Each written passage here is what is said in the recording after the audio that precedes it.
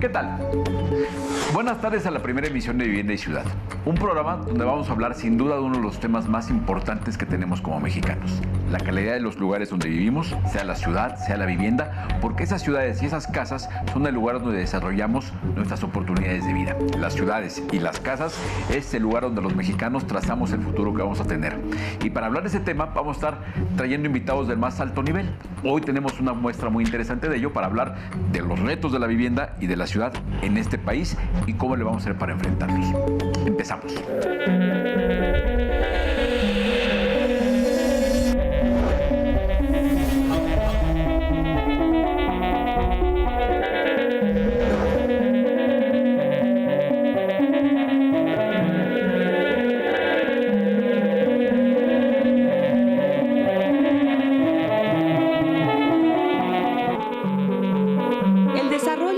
En México se ha convertido en un eje clave, no solo desde el punto de vista económico, al ser esta industria uno de los motores de crecimiento del país, sobre todo desde el punto de vista social, al representar la concreción de un derecho consagrado en la Constitución. En la actualidad, la industria de la vivienda aporta 7% del Producto Interno Bruto Nacional e invierte en promedio 450,000 millones de pesos al año, lo que representa la construcción de 500,000 viviendas. Esta consolidación de la industria como pieza clave en el engranaje de la actividad económica del país ha sido posible gracias a la coordinación entre iniciativa privada y autoridades gubernamentales. Este trabajo conjunto ha permitido también atender los retos en la materia, entre ellos, incrementar el desarrollo de vivienda social, reducir el rezago habitacional y caminar hacia la consolidación de mejores ciudades a partir del desarrollo de vivienda de calidad. En este sentido, el concepto de vivienda de calidad debe entenderse no solo como aquella que cumpla con las necesidades de las familias en cuanto a espacio y servicios, sino también de ubicación, que evite a los ciudadanos largos trayectos para realizar sus actividades cotidianas, con lo que se obtengan ciudades compactas que eleven su competitividad. Con la alta migración de las zonas rurales a las urbes, la demanda de vivienda ha crecido significativamente, por lo que el reto incrementa. A la fecha, el 80% de la población en México habita en ciudades y se estima que a nivel mundial, para el año 2030, el 60% de la humanidad se asentará en urbes. Por estas razones, el reto para las autoridades e iniciativa privada se mantiene y evoluciona, sobre todo al entender que las necesidades habitacionales cambian y será necesario adaptarse al contexto para dotar de vivienda asequible de calidad y atender a los 8.96 millones de hogares que, según el INEGI, hoy se viven en rezago habitacional.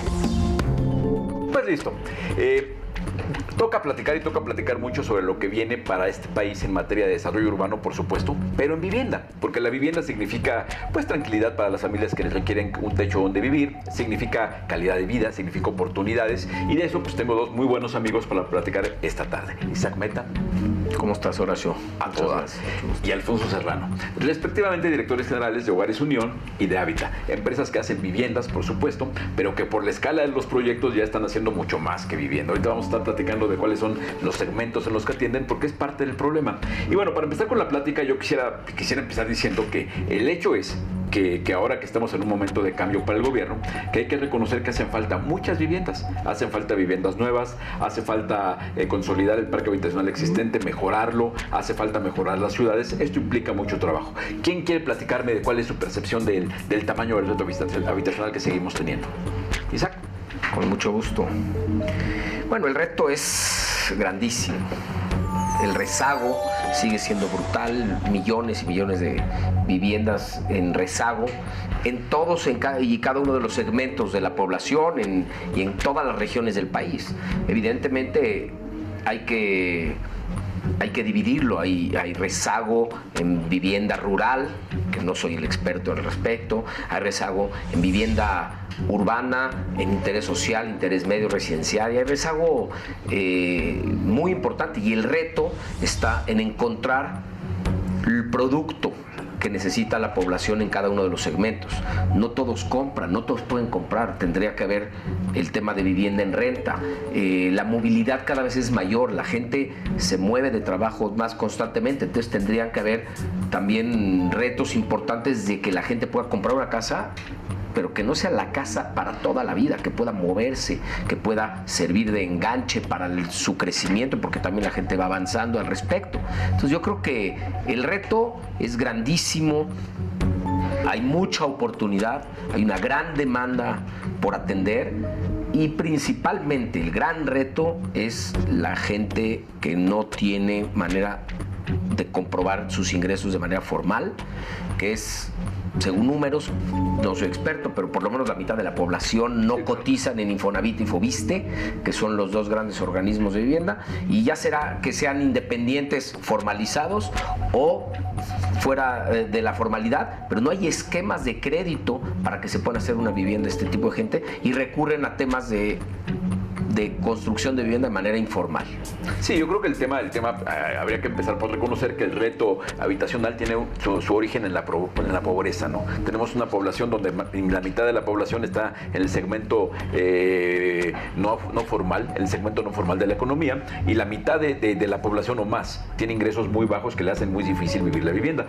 Tú decías que tú no eres especialista en vivienda rural, pero afortunadamente nos trajimos a uno que sí, Alfonso Serrano, porque si el reto se agudiza en la pobreza, hay dos tipos de pobreza, hay muchos, ¿no? Pero si hablamos del tema habitacional, habría la pobreza urbana, que es muy grave, es donde vemos asentamientos irregulares, gente viviendo en barrancas, pero también está la vivienda rural, que está el alejamiento, el hecho de que la gente vive en comunidades que están a horas de distancia de las ciudades. Eso hace muy complejo el reto habitacional y sobre todo entendiendo pobreza, marginación, exclusiones de servicios financieros. ¿Cómo se puede atender para que la cobertura al reto habitacional pueda ser total? Sí, creo que y estuve a punto de robarle la palabra a Isaac porque tocó mi tema, ¿no? Tocó mi tema y, claro. Exacto. Pero yo creo que es importante y poner en contexto el cómo se ve a la vivienda. Y yo siempre veo la vivienda con tres principales características. Generación de crecimiento económico y de empleo para el país, muy importante, entre el 1 o el 2 de generación de empleo y generación de crecimiento del país. Muy importante como un mecanismo de desarrollo social y de calidad de vida para las familias. Lo más importante para cualquier familia es en dónde va a vivir, ¿no? Y tercero, es como un mecanismo también de crecimiento de clases sociales, de desarrollo económico de las familias. La familia, una de las principales cosas que los hace pasar de pocos ingresos a medianos ingresos, a ser clase media o clase alta, una de las principales cosas es la vivienda. Entonces tenemos que entender a la vivienda como un mecanismo de crecimiento económico de la familia y por lo tanto de la persona. Un dato que decían ahorita y creo que es bien importante ponerlo sobre la mesa, de la población económicamente activa, el 47% no tiene acceso a la seguridad social, ni Infonavit ni Fobiste. Sí, claro. Entonces estás hablando de la población económicamente activa, del 50% de la población. Todos ellos son de los principales causantes de la vivienda informal, de los asentamientos irregulares, invasiones, y no lo hacen por ganas, lo hacen por necesidad, porque todos necesitan una vivienda donde vivir, y si no se las dan, si no les damos los mecanismos para que puedan acceder a una vivienda, lo van a hacer como quieran y como puedan. Ahora, el sentido de empezar una serie de programas hablando de este tema es precisamente entender esta dinámica, donde según los números, y no ha variado mucho, el rezago habitacional está medido en 9 millones de viviendas, más o menos, que no todo es que en cantidad de vivienda nueva, hay mucha que tienen que mejorarse, pero es 9 millones. Eso significa, si hay 4 habitantes por vivienda, que hay 36 millones de personas viviendo en una vivienda que tiene algún tipo de carencia. Ahora, esto, por un lado, es un enorme problema, pero es una gran oportunidad, porque en la medida que el sector inmobiliario, el sector vivienda avance, vamos a tener esas viviendas, por supuesto, pero vamos a tener también gente con una capacidad de tener mejores oportunidades, y en paralelo el sector productivo que tiene que ver con la generación de esas viviendas, como 40 ramas de la economía se dice, y es una industria que altamente generadora de empleo, que consume insumos fundamentalmente locales. ¿Qué más virtudes tiene, por ejemplo, todo esto, esta economía que detona la vivienda? Bueno, yo creo que independientemente de lo que detona per se en derrama, en riqueza, en pago de impuestos, en empleo, ya lo decías, es de las industrias más intensivas en empleo en el país. Yo creo que lo más benéfico es lo que provoca en la familia. Sí, claro. O sea, realmente al final del camino, lo que provoca el tener una vivienda formal, en un entorno formal, con servicios, con escuelas, con transporte, lo que genera es oportunidad de crecimiento a esa familia. Un niño que nace en uno de nuestros desarrollos, yo lo puedo decir con orgullo, es un niño que se va a desarrollar en un ambiente sano y que el día que tenga que decidir qué hacer de su vida, tiene mucho que perder si se dedica a cosas, claro, de delincuencia o de ese tipo. El entorno, lo que más provoca es que hace un entorno sano para que se pueda desarrollar y para que tenga ganas de poder salir a estudiar, de poder desarrollarse, de trabajar. Que en cambio, en entornos de invasiones, de asentamientos humanos, ahí es donde tienen poco que perder esos muchachos. Entonces, yo creo que realmente se tiene que ver en dos visiones. Lo que esta industria genera de empleo, de desarrollo, de derrama, de insumos nacionales, principalmente nacionales, es brutal y es muy importante y no se puede dejar de incentivar para que siga creciendo. Pero lo que provoca hacia adentro, en los clientes, en los consumidores, en los derechohabientes de los institutos, de la gente que llega a habitar una de nuestras viviendas, es mucho mayor porque realmente le está cambiando la vida a él, al que la habita, a la familia, al entorno. Y realmente nosotros hemos trabajado mucho en que no sea una vivienda de puertas para adentro, sino que vivan en comunidad y el entorno les ayude.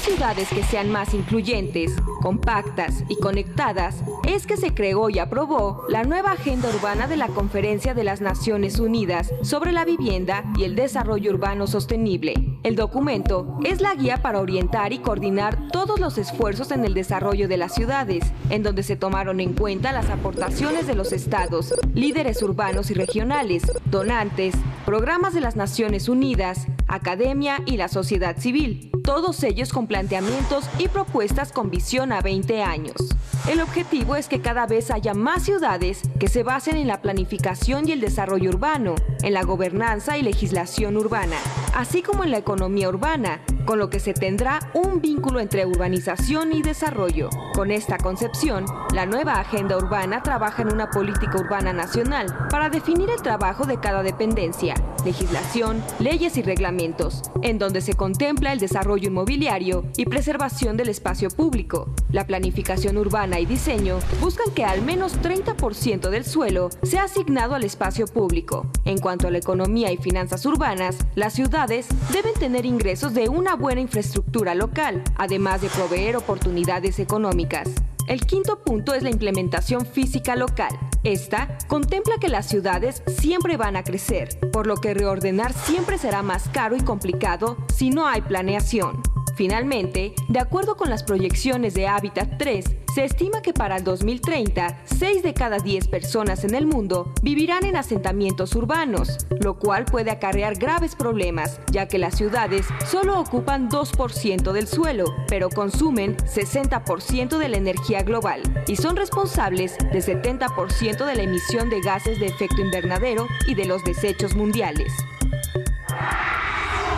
Porque el reto, a fin de cuentas, no va a ser noticia que el año próximo el Infonavit dé 500,000 créditos. Ya los da.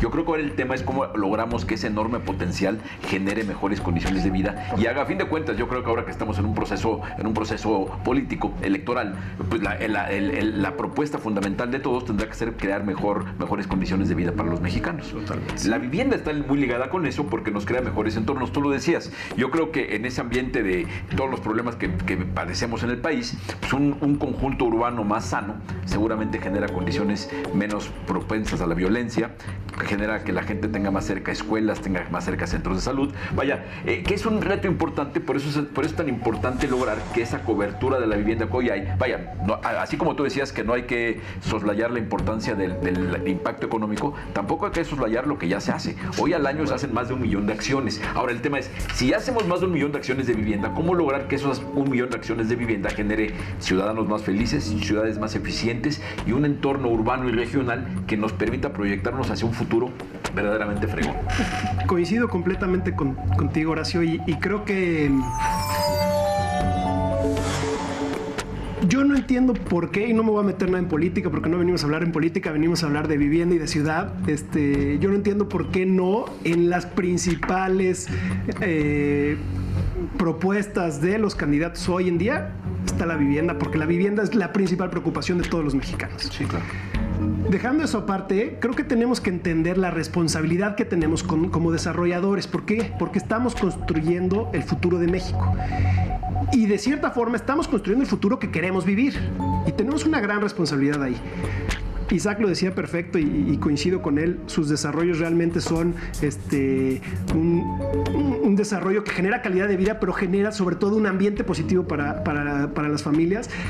Y tenemos que entender, con todos los créditos que coloca Infonavit y la cantidad de viviendas que se han abandonado, tenemos que entender cómo la vivienda puede hacer que una familia tenga calidad de vida, oportunidades y por lo tanto un futuro próspero, y por lo tanto vamos a tener un México próspero. El centro de la comunidad y del país es la familia, por lo tanto lo que estamos construyendo a través de la vivienda. Y también si construimos los desarrollos sin sustentabilidad, sin ecotecnologías, mal ubicados, estamos hipotecando la vida de nuestras familias de México a 20 años. O más. A 20 años o más, a 20, 30 años, a lo que tú me digas de la duración de los créditos, en donde se está invirtiendo dinero por parte de las familias, una gran cantidad de dinero por parte de las familias, en generar ciudades menos competitivas, con menos calidad de vida. Entonces, las decisiones que se tomen ahorita en temas de vivienda, directamente proporcionales al México que queremos tener en un futuro, a la calidad de vida de las familias que vamos a tener en un futuro, al desarrollo de las familias y a la competitividad de las ciudades y de México. Hay dos factores, perdón que interrumpa, pero hay dos factores. Uno, la atención que se le dé a la persona que necesita la casa, a la sociedad. Y dos, la capacidad de producir esa oferta habitacional que permita atender esas necesidades. Ahora, para poder lograr esa magia, que se junten la necesidad con una oferta adecuada, hay que generar un entorno desde una visión política que se traduzca después en una regulación adecuada. ¿Ustedes cuáles plantearían que debieran ser las cosas que hay que tener mucha atención para decir, a ver, lo mínimo que podemos esperar es que haya tales o cuales consolidaciones de marco regulatorio, de visión de Estado, de política? ¿Qué debiera pasar para que este gran músculo que hoy es la vivienda funcione de una forma más positiva? Sí, yo creo, y perdón por adelantarme, pero se vale robar la mano. Yo creo y estoy completamente convencido, porque como tú lo has visto, llevo dedicando los últimos 8 años de mi vida a esto. Yo creo que no podemos hablar de la vivienda y las ciudades a medias. Y hoy en día la mayoría de las conversaciones yo las siento a medias porque solo atienden a la mitad de la población. La otra mitad, como lo bien lo decíamos al principio, la otra mitad, los que no están afiliados, no tienen mecanismos para hacerse de una vivienda, por lo tanto, lo hacen como puedan. Entonces, yo creo que si queremos realmente hablar del 100% de la industria de la vivienda y de las ciudades en México, tiene que estar, y sobre todo porque representan entre el 60 y el 70% del rezago habitacional, tiene que estar en el centro de la discusión sobre vivienda y ciudad. Tienen que estar los no afiliados, tienen que estar las familias que hoy en día no tienen mecanismos para hacerse una vivienda. Ese para mí es lo que tiene que estar en el centro de las discusiones. Los subsidios, los apoyos de gobierno, la estrategia de gobierno, como empresarios, como industria, ¿qué es lo que tenemos que estar desarrollando? Oportunidades para esa otra mitad. Ahora, Isaac, ¿cómo le hacemos desde el punto de vista regulatorio? Esto me queda clarísimo, hay que atender a los que no estamos atendiendo, y a los que estamos atendiendo procurar atenderlos mejor. Tenemos el músculo poderosísimo de Infonavit, de Fobiste, de los organismos federales, de la banca. Ya se generan, decíamos, 1 millón de acciones relaciones entre créditos y subsidios a la vivienda, ya se generan. ¿Cómo logramos crear condiciones regulatorias, de política, de prácticas, para que eso sea una cosa más positiva y que esa transformación veamos como resultado mejores ciudades? ¿Cómo logramos que tener mejores entornos?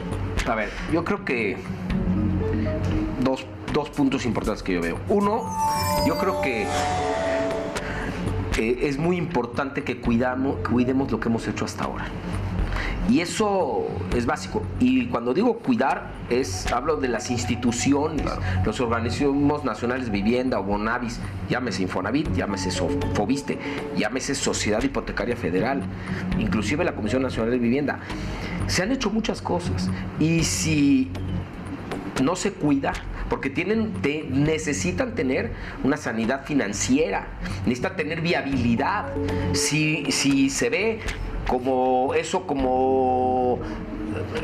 un tema político en lugar de un tema financiero, corre el riesgo muy grande de que se desbarranque el tema de la vivienda, porque si no hay quien dé créditos o la salud financiera de estos organismos no funciona, no hay quien compre las casas. Entonces yo creo que es muy importante, a merced que toda la vivienda media residencial está muy bien atendida por la banca, y la banca ha sido cada vez más involucrado en su atención, y inclusive Infonavit y Fobiste también están mucho en vivienda media.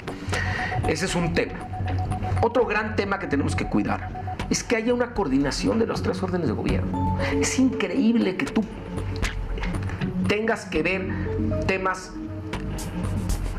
a nivel federal que no coinciden en absoluto con lo que piensan los gobiernos estatales, y menos con lo que piensan los gobiernos municipales. Y puede ser que sean de diferentes partidos, colores, sabores, lo que sea, pero no hay coordinación. Entonces el gobierno federal pone una política pública que va para acá, y puede ser que hay estados que van exactamente del otro lado. Entonces tiene que empezar a haber una coordinación mejor entre los órdenes de gobierno. Yo creo que es muy importante. Y por supuesto hay temas que son del orden federal, como los subsidios, que tienen que actualizarse a los tiempos, que no podemos seguir pensando en un modelo de subsidios en donde cada año entra al Congreso, que ya no está ni en los tres órdenes de gobierno, está en el Poder Legislativo, la definición del presupuesto para el año siguiente, y no se sabe cuánto se va a autorizar o no se va a autorizar, y nosotros 2 años antes estamos planeando los desarrollos. Claro. Entonces se necesita ver una planeación más integral. Yo creo que donde se integren los órdenes de gobierno y se tenga más claridad del futuro. Muy bien, asumiendo que hace falta, que el reto es todavía muy grande. Ahora, ¿cómo le podríamos hacer desde tu punto de vista, tú que trabajas mucho con todo este tema de pobreza, para que esa inclusión se note más rápidamente y de una forma que de veras incida en calidad de vida de la gente? Sí, yo creo que para poder hablar de darle acceso a la vivienda al sector no afiliado, es muy fácil, se resume en inclusión financiera. Y la inclusión financiera, no es que tengamos poca inclusión financiera en México, las microfinancieras han hecho un gran labor. A la inclusión financiera les hace falta incentivos.